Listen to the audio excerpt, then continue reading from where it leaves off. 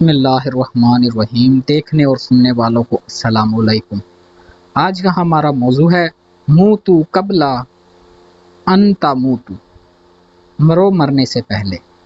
میں جو بھی بیان کروں گا قرآن اور حدیث کے مطابق بیان کروں گا۔ میں کسی فرقہ بازی میں نہیں پڑھتا اور نہ ہی میں فرقہ بازی کو پسند کرتا ہوں۔ ایک دوست نے مجھ سے پوچھا کہ فرقہ کون سا صحیح ہے، سنی صحیح ہے، وہابی صحیح ہے، دیوبندی صحیح ہے؟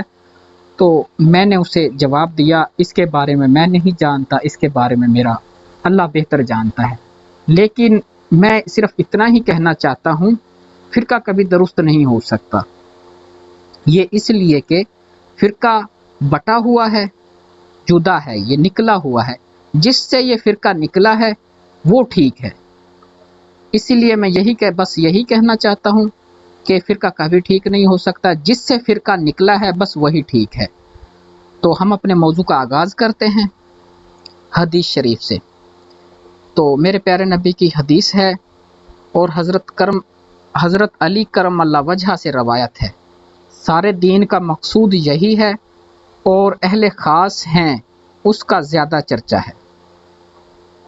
موت کے معنی کسی حالت کو بدلنا ہے، یعنی انتقال کرنا، ایک جگہ سے دوسری جگہ جانا۔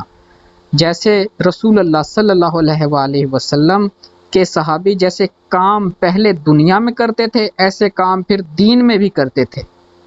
پہلے ان کے سب کام اپنے نفس کے لیے ہوتے تھے، تو پھر اس کے بعد اپنے اللہ کے لیے ہوتے تھے۔ جیسے حضرت عمر پہلے دنیا میں سختی سے کام کرتے تھے اور پھر دین میں بھی اسی سختی سے کام کرتے تھے۔ حضرت علی کرم اللہ وجہ کا قصہ عام مشہور ہے کہ ایک پہلوان آپ کے نیچے آ گیا جس سے حضور لڑ رہے تھے، تو آپ اس کو خنجر اٹھا کر مارنے لگے۔ پہلوان نے حضرت علی کے منہ پہ تھوک دیا، تو حضرت علی نے خنجر اٹھا لیا اور اس کی چھاتی سے نیچے اتر آئے۔ پہلوان حیران ہو گیا اور حضرت علی سے کہا کہ آپ نے مجھے کیوں نہیں مارا، کیوں چھوڑ دیا؟ حضرت علی نے فرمایا کہ پہلے تیرا میرا واسطہ خدا کے لیے تھا، لیکن اب اپنے واسطے ہو گیا ہے، اس لیے میں پیچھے ہٹ گیا ہوں۔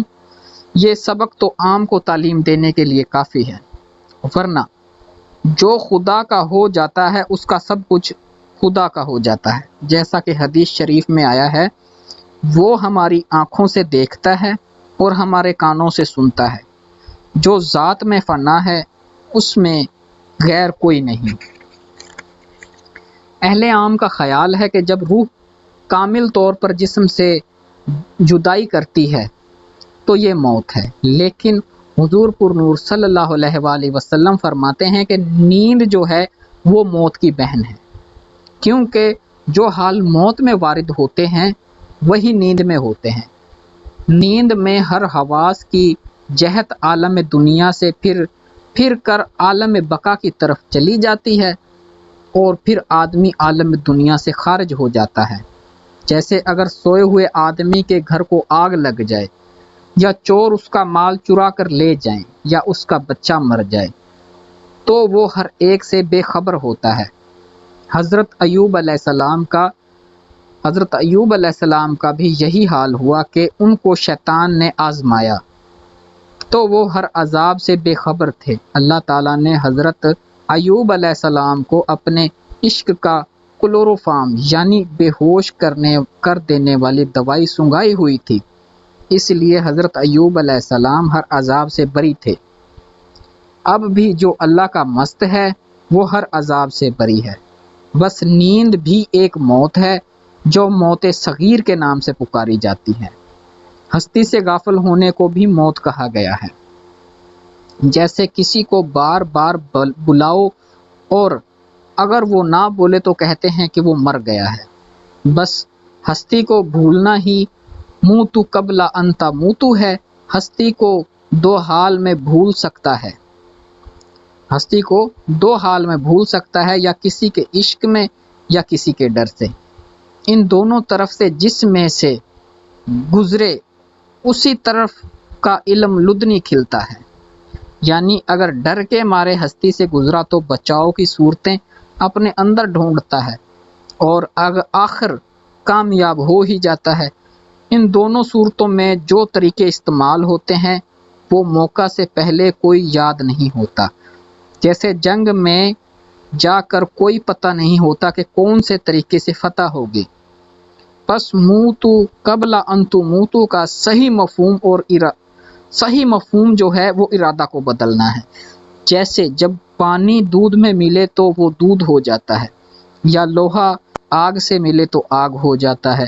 اسی طرح جب طالب مولا اپنے ارادہ کو مولا کے سامنے مٹاتا ہے تو وہ بھی مولا کے نام سے پکارا جاتا ہے۔ جیسے حدیث میں ہے کہ جس کا میں مولا اس کا میرا بھائی علی بھی مولا ہے۔ دیکھو جب حضرت علی کرم اللہ وجہ نے اپنی ہستی حضور پر نور صلی اللہ علیہ وآلہ وسلم کی ہستی کے سامنے مٹائی تو حضور نے خود فرما دیا کہ میرے اور علی کرم اللہ وجہ میں کوئی فرق نہیں۔ اسی طرح تو بھی اپنے ارادہ کو پیر کے ارادہ کے سامنے مٹا تاکہ تجھے بھی وہی خطاب ملے۔ اور مولانا روم کیا خوب فرماتے ہیں، ایک شعر یاد آ گیا مجھے، گر ذات پیر را کر دی قبول، ہم خدا آمدو ہم رسول۔